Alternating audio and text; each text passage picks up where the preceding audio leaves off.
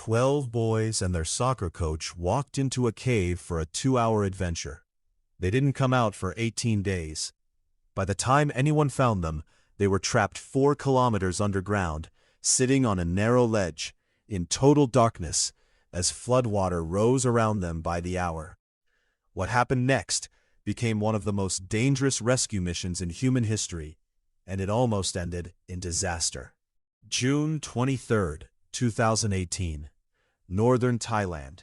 A local youth soccer team called the Wild Boars, 12 boys aged 11 to 16, finished practice and decided to do something they'd done many times before: explore the Tham Luang Cave, a massive limestone cave system that stretches for kilometers under a mountain.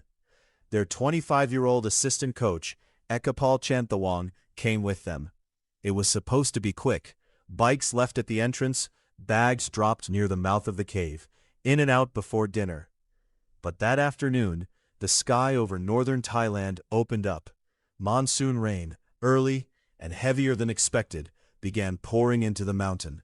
And Tham Luang Cave has one brutal design flaw: when it rains hard, it floods.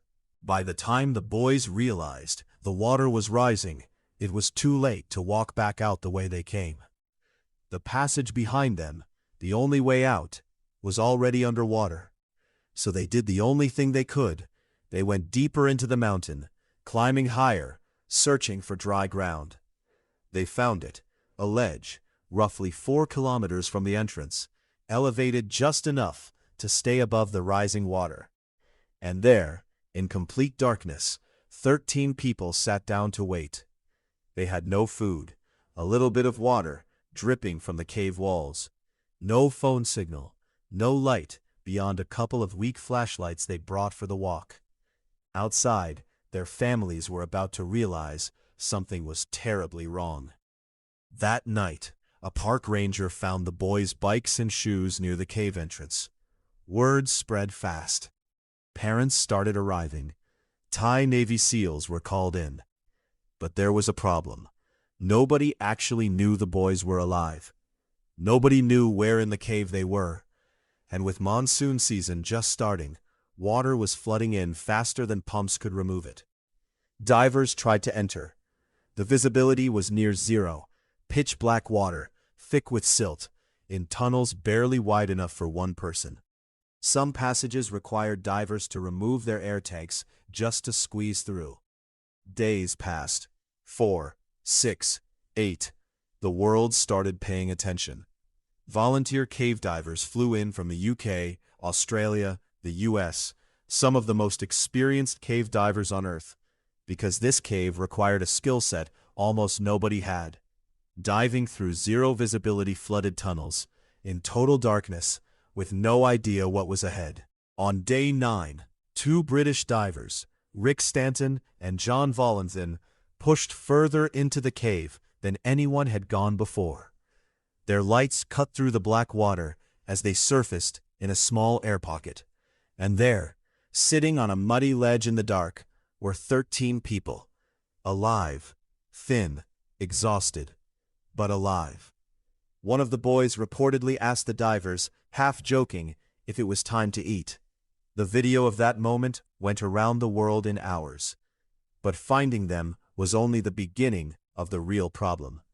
How do you get 13 people, most of them children who don't know how to swim, let alone dive, out through kilometers of flooded, pitch-black cave? Experts considered every option. Wait for the water to recede? Could take months, longer than their oxygen and food would last. Teach the boys to dive out themselves? Too dangerous. Panic underwater, even for a second, could be fatal in tunnels that tight. In the end, the rescue team chose the riskiest option anyone had ever attempted: sedate each boy, strap them to a stretcher, and have expert divers physically pull them through the flooded cave, unconscious, for hours at a time. If a boy woke up mid-dive and panicked in a tunnel that narrow, both the boy and the diver could die. Tragically, the danger wasn't hypothetical.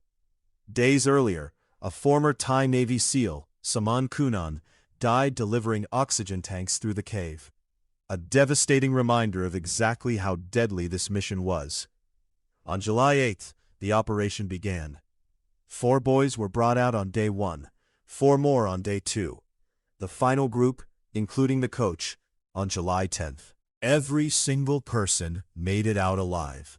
13 people, 18 days, 0 fatalities among the trapped group.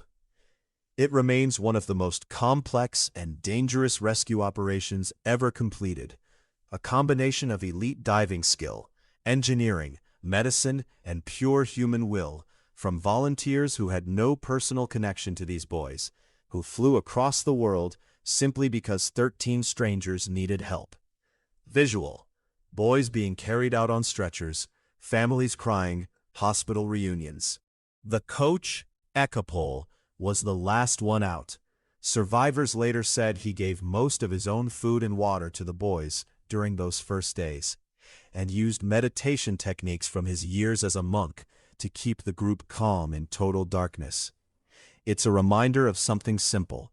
In the worst moments, the people who stay calm are often the ones who keep everyone alive. And it's also a reminder of how quickly nature can turn a 2-hour adventure into an 18-day fight for survival. If you want to see the next story of people trapped against impossible odds, subscribe, because this channel is just getting started.